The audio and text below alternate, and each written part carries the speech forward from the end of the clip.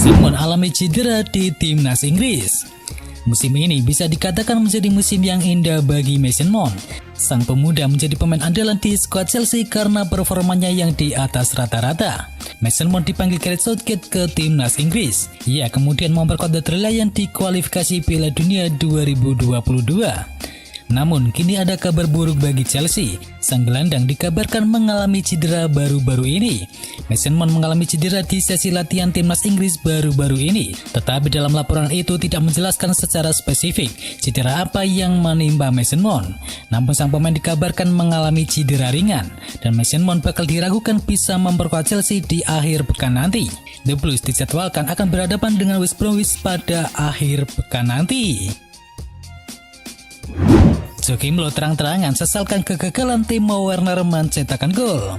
Jerman bertemu dengan Makedonia Utara dalam lanjutan kualifikasi Piala Dunia. Makedonia Utara unggul sesaat sebelum jeda, tetapi Jerman menyamakan kedudukan melalui penalti gelandang milik Manchester City yakni Ilkay Gundogan pada menit ke-63. Dengan 10 menit tersisa, Timo Werner kemudian memiliki kesempatan untuk membawa Jerman berbalik unggul saat Ilkay Gundogan berlari ke area penalti Makedonia Utara dan memberikan bola kepada sang striker Chelsea tersebut yang berada sekitar 8 meter dari garis gawang.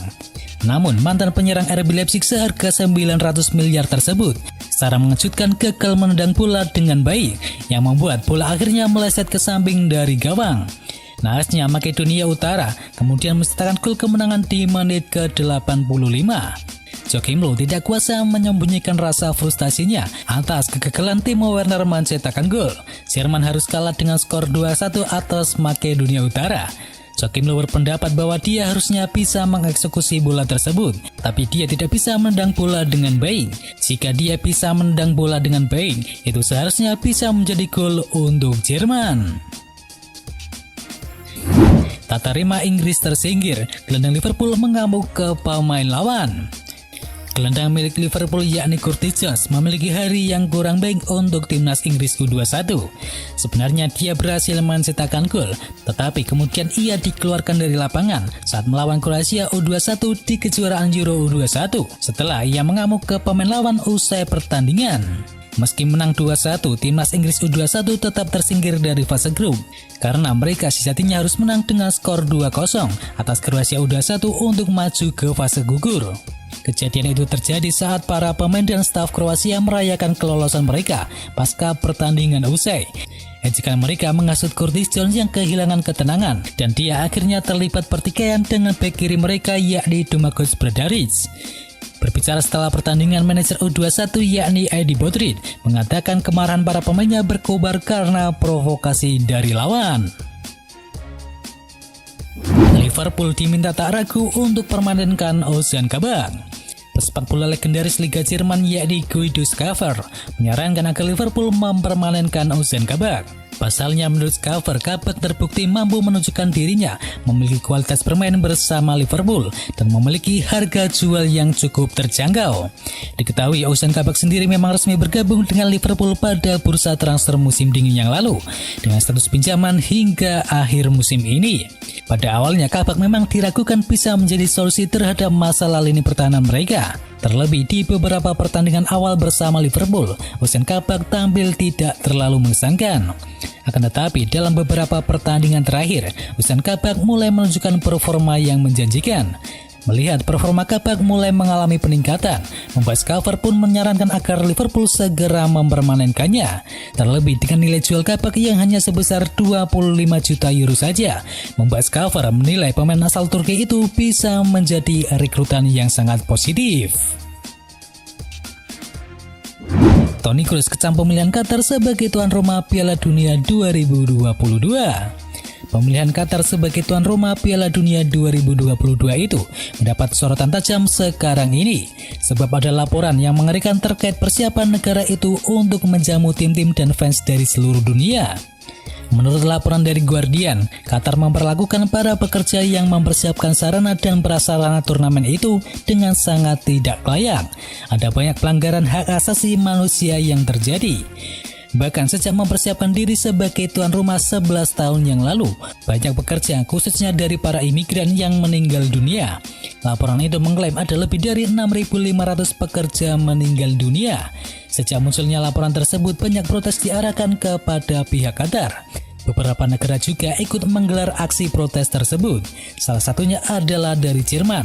Dan kini salah satu penggawa Der Panzer yakni Toni Kroos juga ikut mengecam Qatar. Ia berpendapat bahwa FIFA salah jika memberikan turnamen ini kepada Qatar. Pekerja imigran mengalami hari-hari tanpa istirahat dengan suhu di bawah 50 derajat. Mereka menderita gizi yang tidak mencukupi, tanpa air minum dan suhu yang sangat gila. Semua poin ini sama sekali tidak dapat diterima, ujar gelandang Real Madrid tersebut. Manchester United akan buat satu transfer besar di musim panas nanti. Manchester United sudah lama digosipkan akan berbelanja besar di musim panas nanti. Pelatih mereka yakni Ole Gunnar Solskjaer ingin mendatangkan sejumlah pemain agar timnya menjadi penantang gelar yang serius di musim mendatang. Ada beberapa pos yang kabarnya akan diperkuat oleh Solskjaer. Pos striker, bek tengah dan gelandang dan bek kanan menjadi prioritas utama bagi MU. Jurnalis asal Inggris yakni Midwell mengklaim bahwa Manchester United memang akan tampil all out di musim panas nanti. Ia mengklaim bahwa Setan Merah akan membuat satu transfer yang besar. Menurutnya, transfer besar yang dimaksud bukanlah transfer yang menghabiskan dana ratusan juta pound sterling. Namun angkanya tergolong fantastis, terutama pada masa pandemi seperti ini. Dan menurut kabar yang beredar, sektor striker menjadi prioritas utama bagi Manchester United di musim panas nanti. Ada nama Erling Haaland dan juga Harry Kane yang disebut-sebut menjadi incaran utama dari Setan Merah. Barcelona dekati penyerang timnas Inggris.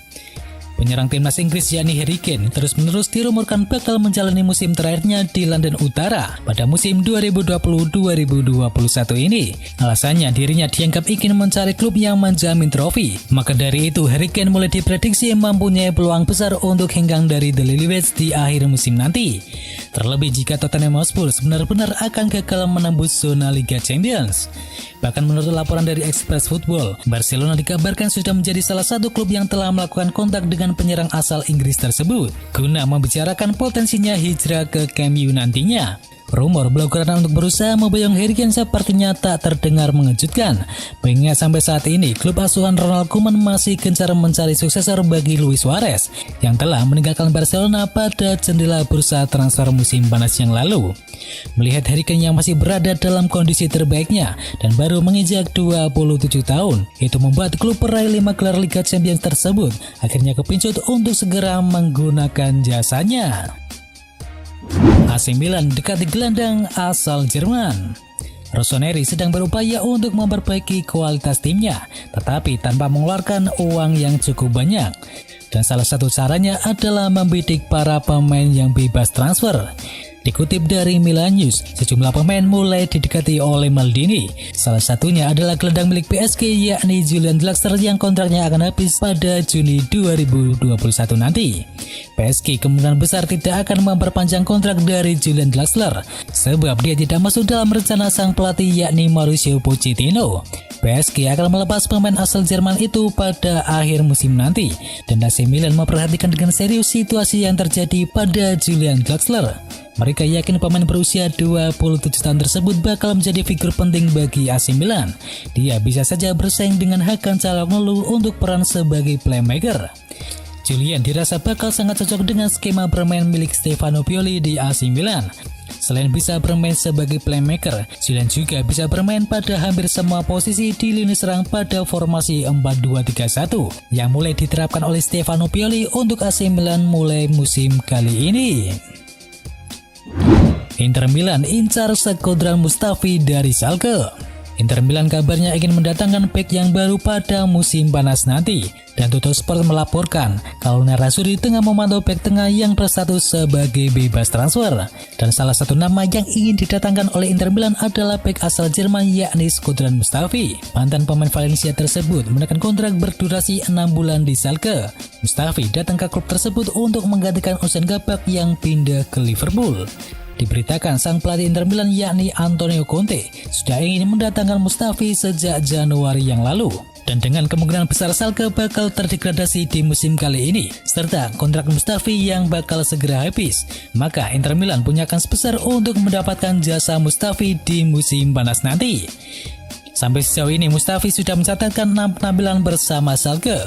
Dari 6 pertandingan tersebut, ia selalu bermain selama 90 menit penuh. Manchester City tetapkan Erling Haaland sebagai prioritas ketimbang Jack Grealish. Manchester City membutuhkan penyerang yang baru setelah kehilangan Sergio Aguero. Bintang asal Argentina itu dipastikan akan hengkang saat kontraknya habis pada akhir musim ini. Dan Manchester City pun disebut sudah menyiapkan rencana untuk mendatangkan pengganti dari Sergio Aguero. Nama Erling Haaland menjadi pilihan utama bagi Manchester City. Bintang muda Norwegia itu menjadi prioritas manajemen City untuk bursa transfer selanjutnya. Terdapat kabar yang menyatakan bahwa City sudah menyiapkan tawaran yang dapat membuat mereka mengeluarkan biaya sampai 300 juta pound sterling. Upaya untuk mendatangkan Haaland ini membuat Manchester City tidak menganggap Jack Grealish sebagai prioritas utama. Haaland dianggap sebagai pemain utama yang harus didatangkan pada bursa transfer mendatang. Dan itu adalah berita bola kali ini. Jangan lupa kunjungi channel kami lainnya. Untuk linknya ada di kolom deskripsi. Jangan lupa ya like, komen, dan sebarkan video ini biar teman kamu tidak kudet tentang berita bola. Dan akhir kata, wacau.